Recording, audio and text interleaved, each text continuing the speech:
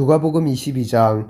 유월절이라고도 하는 무교절이 다가왔습니다. 대제사장들과 율법학자들은 어떻게 하면 예수님을 죽일까 궁리를 하였습니다. 이는 그들이 사람들을 두려워하였기 때문입니다. 사탄이 12제자 중 하나인 갸롯이라고 하는 유다에게로 들어갔습니다.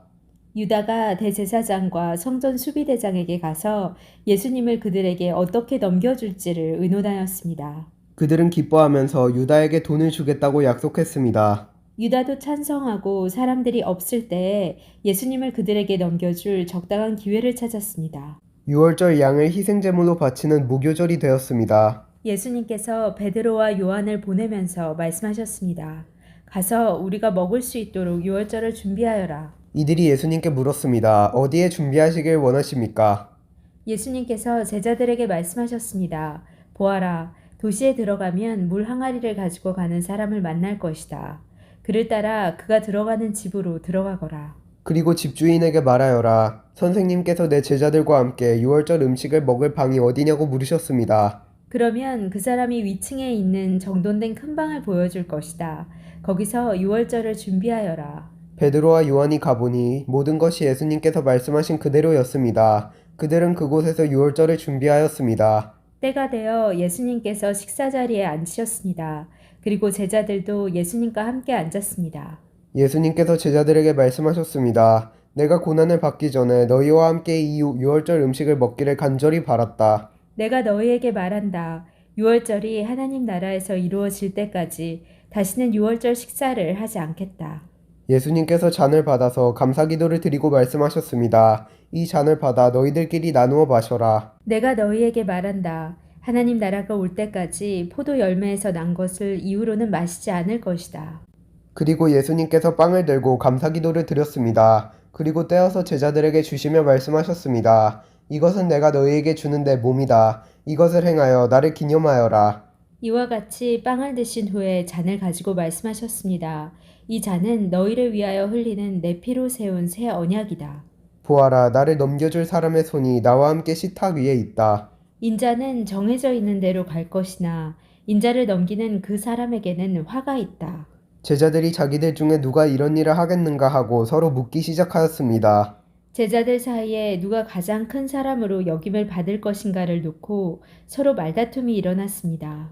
예수님께서 그들에게 말씀하셨습니다. 이방인들의 왕은 백성들 위에서 왕노릇한다. 그리고 권력을 가진 사람들은 백성들에게 은인으로 불린다. 그러나 너희가 그래서는 안 된다. 너희 중에 가장 큰 사람은 가장 어린 사람처럼 되어야 하고 지도자는 종처럼 되어야 한다. 식사 자리에 앉아 있는 사람과 그를 시중드는 사람 가운데 누가 더 큰 사람이냐? 식사 자리에 앉아 있는 사람이 아니냐? 그러나 나는 섬기는 사람으로 너희 가운데 있다. 너희는 내가 시험을 당할 때 나와 함께 있었다. 내 아버지께서 내게 나라를 주신 것처럼 나도 너희에게 주려고 한다. 너희는 내 나라에서 먹고 마실 것이며 왕좌에 앉아 이스라엘의 12지파를 심판할 것이다. 시몬아, 시몬아, 사탄이 너를 마치 밀 까부르듯 하는 것을 허락해달라고 요청하였다.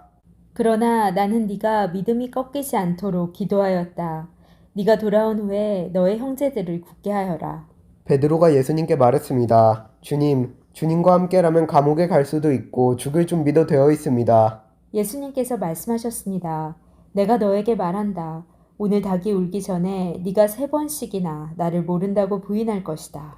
예수님께서 제자들에게 말씀하셨습니다. 지갑이나 가방이나 신발이 없이 내가 너희를 보냈을 때 너희에게 부족한 것이 있었느냐? 그들이 대답했습니다. 아닙니다. 없었습니다. 예수님께서 제자들에게 말씀하셨습니다. 그러나 지금은 지갑이 있는 자는 지갑을 챙기라. 가방도 그렇게 하여라. 칼이 없으면 옷을 팔아서라도 사라. 내가 너희에게 말한다. 그는 마치 범죄자처럼 취급당했다. 고 쓰여진 말씀이 내게서 반드시 이루어져야 한다. 내게 대하여 쓰여진 것이 이제 이루어지고 있다. 제자들이 말했습니다. 보십시오, 주님. 여기 칼 2개가 있습니다. 예수님께서 그것이면 충분하다 라고 말씀하셨습니다. 예수님께서 예루살렘 밖으로 나가셔서 늘 하시던 대로 올리브산으로 가셨습니다. 제자들도 예수님을 뒤따라갔습니다. 그곳에 이르셔서 예수님께서 제자들에게 말씀하셨습니다. 시험에 들지 않게 기도하여라. 그리고 제자들을 떠나 돌을 던져 자을 만한 곳에 가셔서 무릎을 꿇고 기도하셨습니다. 아버지, 만일 아버지의 뜻이라면 제게서 이 잔을 없애주십시오. 그러나 제 뜻대로 되게 하지 마시고 아버지의 뜻대로 이루어지게 하십시오. 그러자 하늘로부터 천사가 나타나 예수님께 힘을 북돋워 주었습니다. 예수님께서 고통스러워하시며 더 간절히 기도하셨습니다. 땀이 마치 핏방울처럼 땅에 떨어졌습니다. 예수님께서 기도하기를 마치시고 일어나 제자들에게 가셨습니다. 그리고 제자들이 슬픔에 지쳐 잠들어 있는 모습을 보셨습니다. 예수님은 그들에게 말씀하셨습니다. 왜 잠을 자고 있느냐? 일어나라. 그리고 시험에 들지 않게 기도하여라. 예수님께서 말씀하고 계실 때 사람들이 몰려왔습니다. 12제자 가운데 하나이며 유다라고 불리는 사람이 사람들을 이끌고 왔습니다. 그리고 예수님께 입맞추려고 가까이 다가왔습니다. 그러나 예수님께서 유다에게 말씀하셨습니다. 유다야, 입맞춤으로 인자를 넘기느냐? 예수님 곁에 있던 사람들이 돌아가는 상황을 보고 예수님께 말했습니다. 주님, 칼로 이들을 칠까요? 그들 가운데 한 사람이 대제사장의 종의 오른쪽 귀를 칼로 베었습니다. 예수님께서 말씀하셨습니다. 그만두어라. 그리고 그 종의 귀를 만져 고쳐주셨습니다.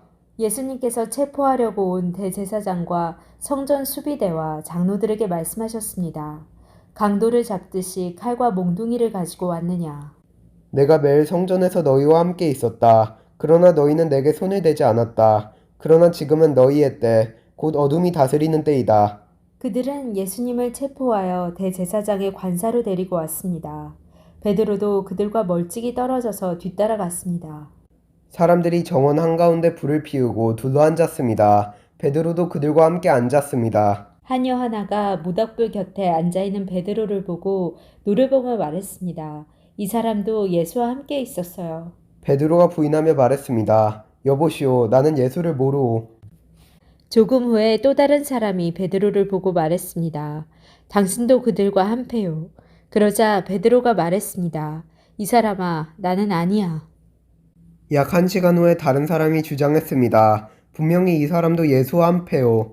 이 사람도 갈릴리 출신이니까. 그러자 베드로가 말했습니다. 여보시오, 나는 당신이 무슨 말을 하는지 알지 못하오. 베드로가 말하고 있을 때 닭이 울었습니다.